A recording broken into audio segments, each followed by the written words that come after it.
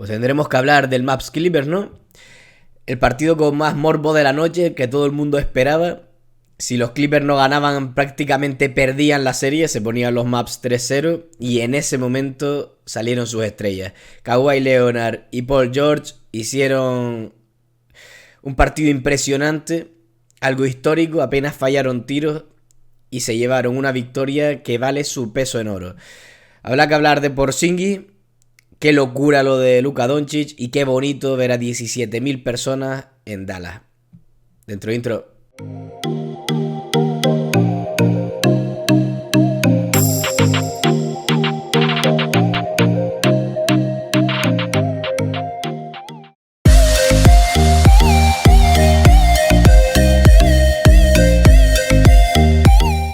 El partido de ayer tuvo de todo. Empezaron los Maps destrozando a los Clippers con un parcial de 26, con Doncic haciendo lo que le daba la gana. Ahora explicaremos cómo defendieron, porque en muchos casos fue igual la defensa sobre Doncic, pero no sobre sus compañeros. Ahí anda la cuestión. Y los Clippers, justo cuando Doncic se sentó tras los primeros 6 minutos, empezaron a remontar con otro parcial brutal y cerraron el primer cuarto solo 2 abajo. Ese fue seguramente el momento en el que los Maps se vieron más cerca de ganar esta serie. Estaban cerca, entre comillas, porque estábamos hablando del primer cuarto, pero estaban cerca de poner el 3-0, un 3-0, que prácticamente hubiese sido a la puntilla para unos Clippers que durante esos primeros minutos se veían muy desconcertados y hasta desmotivados, normal. Sin embargo, entraron los tiros de Paul George y de Kawhi justo cuando más lo necesitaban. Kawhi se pasó muchísimos minutos sin fallar ningún tiro de campo, muchísimos, ¿eh? Es más, llegó a estar 11 de 11, con eso se explica todo. Y los Maps no supieron responder cuando Doncic no estaba en cancha en ese primer cuarto, lo cual le dio muchísimas alas a los Clippers. Esa es una de las claves, ese momento de impas en el que los Maps se pusieron 17 arriba y los Clippers supieron remontarlo rápidamente, no tuvieron que aguantar mucho por debajo en el marcador. Ese fue un momento clave en esta eliminatoria y puede ser que los Maps se arrepientan de no haber mantenido esa ventaja. Aunque durante esos minutos los Mavericks defendieron bien a los Clippers, no fueron tiros liberados de Kawhi ni de Paul George, lo cual le da muchísimo más valor a estos minutos de las dos estrellas de los Clippers. Lo dicho, fueron brutales estos dos sobre la cancha ayer. Hicieron la imposible para ganar el partido y lo consiguieron. Y es que si Kawhi y Paul George se juntaron para meter 15 de los 26 tiros que intentaron, terminaron ambos con 65 puntos, una barbaridad. Si quizás en los puntos digas, bueno, pues tampoco es tanto como lo que me cuentas, ¿no? Solo fallaron 11 tiros entre ambos. Y llegó un momento en el partido en el que apenas habían fallado 5. Es espectacular, literalmente en cancha daban la sensación de que no podían fallar. Y eso a los rivales les da pavor. Entonces Paul George y Kawhi, por supuesto, son, si no la clave más importante del partido, una de ellas seguro. Es verdad, y tienen razón todos aquellos que dicen que Dorian Finney-Smith y Kleber no defendieron ayer a Kawhi y a Paul George como otros días, que Kleber puede estar tocado por su lesión y eso le hizo que la defensa sobre Kawhi fuese menos efectiva que en otras ocasiones. Sin embargo, ayer tras ese primer bote de ambos jugadores, el tiro llegaba solo y a veces punteado, otras no tanto, pero no había counterplay, no había forma de evitarlo. Cuando estos dos jugadores están en este nivel, es muy complicado hacer nada. Prácticamente nadie en la liga les puede defender si juegan así. Así que poco que decir de la defensa de los Maps en lo individual en estos dos jugadores, porque la defensa de los Maps estuvo muy mal y ahora lo explicaremos. ¿Por qué decimos que estuvo mal? Porque no entendieron en ningún momento lo que pedía el partido. Vamos a poner un ejemplo. Sé que muchos me van a decir, ¿por qué usas este ejemplo cuando hubo muchos más? Pues porque es muy descriptivo de lo que sucedió. En el tercer cuarto, por ejemplo, cuando los Maps se volvieron a meter en el partido después de un par de fallos de los Clippers, se ponían 3 abajo. Porzingis se dejó, no que se dejara posta por supuesto, pero se dejó pillar la espalda en puertas atrás en 3 acciones consecutivas, y eso en un momento clave de una eliminatoria de un partido tan importante no puede suceder nunca. Porque si Porzingis, que ayer estuvo fatal en el tiro, con 3 de 10 en tiros de campo y sin apenas impacto en la ofensiva, tiene que ofrecer atrás un poco más, aunque no sea especialista en lo defensivo, tiene que ofrecer más ganas en la parte de atrás, tiene que cerrar el aro con todo lo que tenga, y no fue así para nada.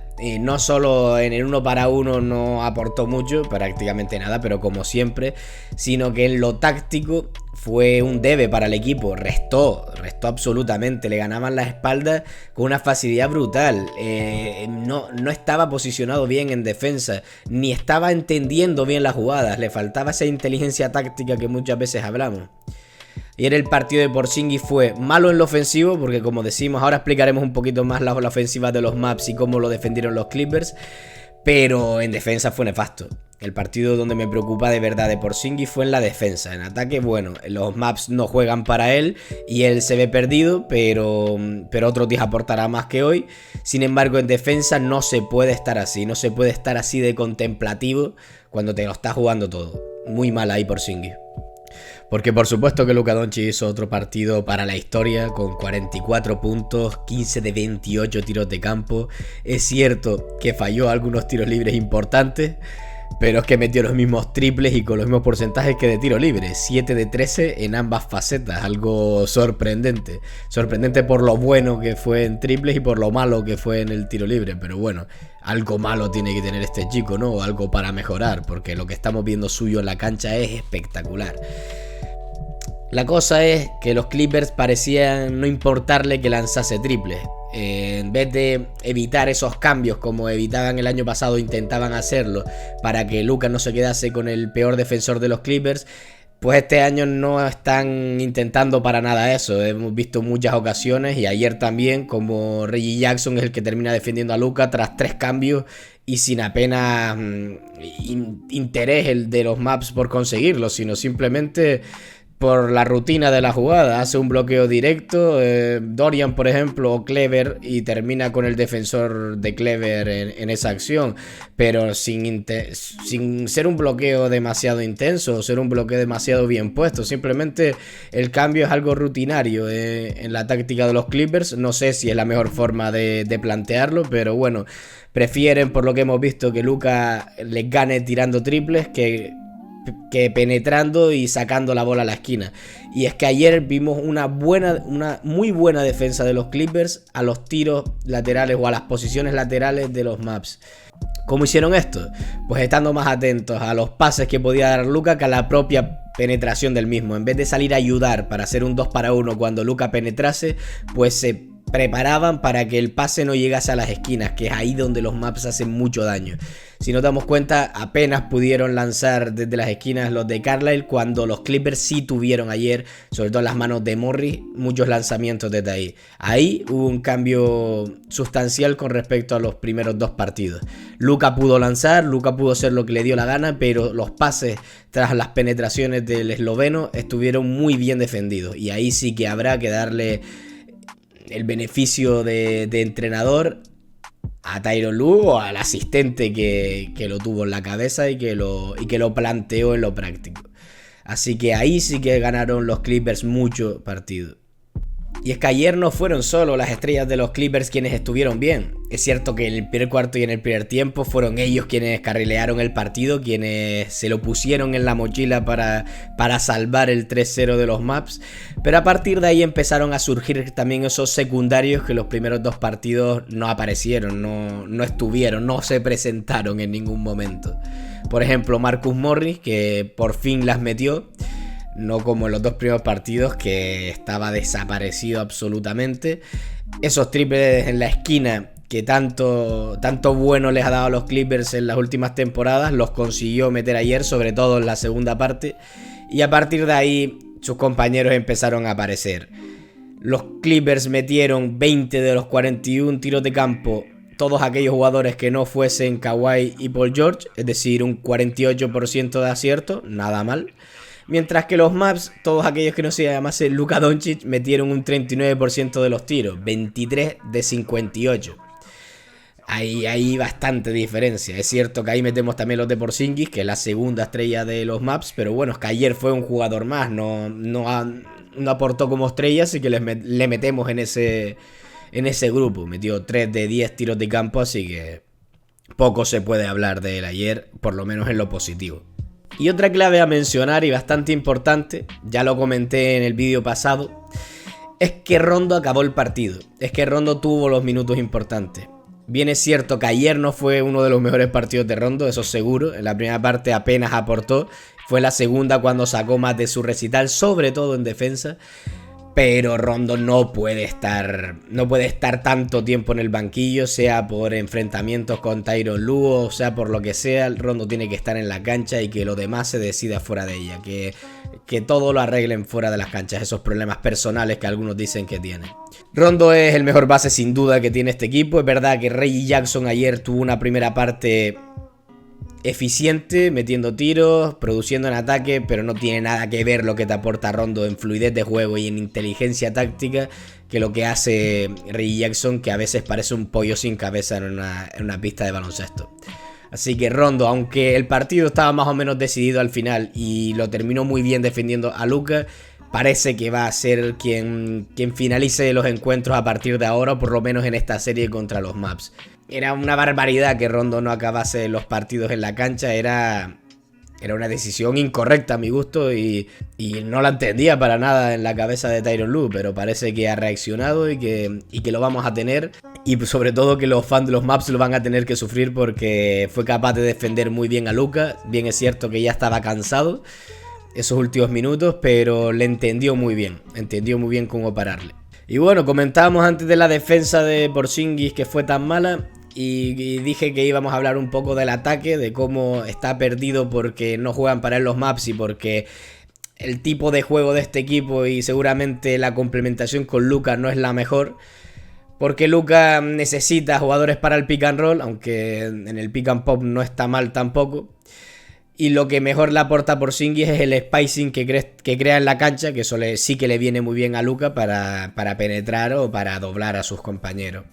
Pero Porzingis por sí solo le está costando mucho producir. Porque cuando reciben el poste alto de espalda no puede sino fluir el juego a sus compañeros, porque no le gana a nadie de espalda en un posteo, pero a nadie, ya sea Reggie Jackson, ya sea quien sea, no le gana a nadie, no se va por piernas de nadie. Y luego los Clippers están defendiendo bien sus triples, saben que si se le colocan encima no va a poder lanzar, pero tampoco se va a poder ir de ellos a canasta porque no tiene esa velocidad de antaño, ese físico que tenía antes, que se podía ir por velocidad de muchos jugadores de la liga. Aquí sí que se ve lo que le ha diezmado la lesión, lo que le ha diezmado todas las lesiones que ha tenido últimamente. Y los Clippers están entendiendo bien cómo defenderle. Eso sí, si empieza a meter sus tiros en los siguientes partidos, pues aportará muchísimo al equipo, pero como no los está metiendo, está perdiendo la confianza y está haciendo que intente menos cosas todavía en ataque. Por ahora apenas está aportando. Ayer cogió un par de rebotes ofensivos que sí fueron clave, pero poquita cosa más. Empezó el partido con un par de canastas y hasta ahí. Hasta ahí, porque no volvió a aparecer más en todo el encuentro. Y esa confianza, esa falta de confianza que comentábamos, se veía también luego en defensa, en donde estaba desconcentrado. Pues ahí no puede ser, Kristaps. Tienes que darlo todo en estos partidos, y aunque no te salgan las cosas, tienes que intentar aportar como sea. Tienes que tener impacto en este equipo, que es cuando más lo necesitas durante esta temporada.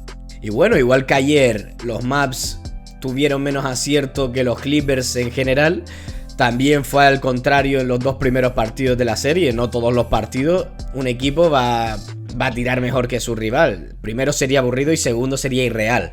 Lo normal era que ayer ganaran los Clippers y así lo hicieron. Gran partido de los de Tyronn Lue, que fueron capaces de remontar lo que parecía complicado en el primer cuarto. Y enhorabuena, porque han conseguido en el partido más importante de la temporada de momento para ellos dar el callo y hacerlo como debían.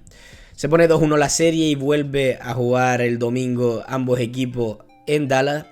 Un 3-1 les pondría otra vez contra la espada y la pared a los propios Clippers y un 2-2 la dejaría totalmente abierta y le daría ventaja a unos Clippers que recuperarían la ventaja de campo, ¿no? Recuperarían lo que perdieron en los últimos 2 partidos en Los Ángeles.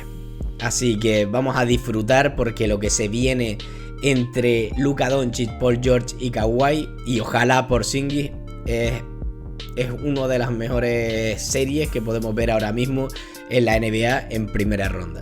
Así que, señores, ha sido un placer. Si les ha gustado, comenten, sobre todo para que me digan qué les pareció a ustedes el partido y cómo están viendo la serie.